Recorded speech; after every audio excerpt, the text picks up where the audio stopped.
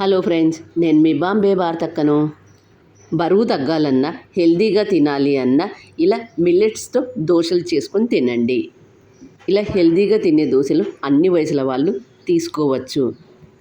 ఇలా మిల్లెట్స్తో చేసుకునే దోశలు తినడం వల్ల కొద్దిగా తిన్నా కడుపు నిండినట్లుగా ఉంటుంది. రోజంతటికి కావాల్సిన ఎనర్జీ కూడా ఉంటుంది. కాబట్టి ఇలా మిల్లెట్స్తో చేసుకున్న దోశలను తప్పక తీసుకోండి. మిల్లెట్స్తో చేసుకునే దోశలు ఎలా తయారు చేసుకుందామో చూద్దాం రండి. నా ఛానల్లో మిల్లెట్స్తో చేసుకునే దోశలు చాలా ఉన్నాయి. కింద లింక్ ఇస్తాను, చూసి చేసుకోండి. జొన్నల దోశలు, రాగి దోశలు, పాలక్ దోశలు, సజ్జల దోశలు, పెసరట్టు, లూబియా దోశలు ఇవన్నీ ఉన్నాయి. కింద లింక్ ఇస్తాను, చూసి చేసుకోండి. రాగి పిండి 1/2 కప్, సజ్జల పిండి 1/2 కప్, 1/2 టేబుల్ స్పూన్ ఉప్పు, వాటర్ 2.5 కప్స్, పెరుగు 1 టేబుల్ స్పూన్. ఒక గిన్నె తీసుకొని అందులో 1/2 కప్ రాగి పిండి, 1/2 కప్ సజ్జల పిండి, ఉప్పు, వాటర్ 2.5 కప్స్,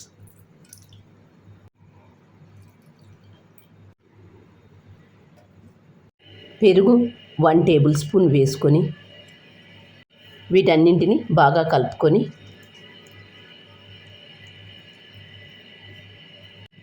మూత మూసి ఫర్మెంటేషన్ కోసం 8 గంటలు పక్కన పెట్టండి. 8 గంటల తర్వాత మూత తీసి చూద్దాం. ఎంత బాగా ఫర్మెంటేషన్ అయిందో చూడండి.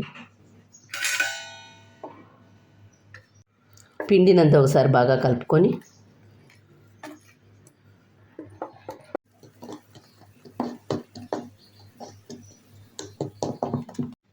గ్యాస్ ఆన్ చేసుకొని పెన్నం పెట్టుకొని ఆయిల్ ఒక చుక్క వేసుకొని ఆనియన్తో అంతా స్ప్రెడ్ చేసుకోండి. ఇలా చేసుకోవడం వల్ల దోశ తీయడానికి ఈజీగా వస్తుంది.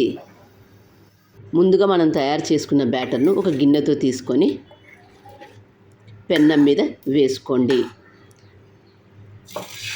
అలాగే వదిలివేయండి, స్ప్రెడ్ చెయ్యవద్దు. ఎంత బాగా రంధ్రాలు వచ్చాయో చూడండి. ఇలా రంధ్రాలు వచ్చినట్లయితే దోశ బాగా వచ్చినట్లు. దోశ తీసేటప్పుడు ఎప్పుడే కానీ ముందుగా అంచుల వెంట లూజు చేసుకొని అప్పుడు తీయండి. మరొక సైడు తిప్పి వేసుకోండి. తిప్పి వేసిన తర్వాత 2 నిమిషాల కన్నా ఎక్కువగా కాల్చవద్దు. కాల్చుకున్న తర్వాత ఒక ప్లేట్లోకి తీసుకోండి. అలాగే మిగిలిన పిండితో కూడా చేసుకోండి. పిండి పోసేటప్పుడు మంట మీడియం హీటులో పెట్టుకోండి, లేదంటే పెన్నానికి అతక్కపోతుంది. ఒక సైడ్ కొద్దిగా కాలిన తర్వాత మరొక సైడు తిప్పి వేసుకోండి. తిప్పి వేసిన తర్వాత 2 నిమిషాల కన్నా ఎక్కువగా కాల్చవద్దు. బరువు తగ్గాలనుకున్నా, హెల్దీగా తినాలి అనుకున్నా ఇలా మిల్లెట్స్తో చేసుకునే దోశలు తినండి. ఈ దోశలను పల్లి పచ్చడితో కానీ, టమాటో పచ్చడితో కానీ సర్వ్ చేసుకొని తింటే ఎంతో బాగుంటుంది. మీరు కూడా ఈ దోశలను తప్పక ట్రై చేయండి. మరి మీకు ఎలా వచ్చాయో నాకు కామెంట్ చేసి చెప్పండి.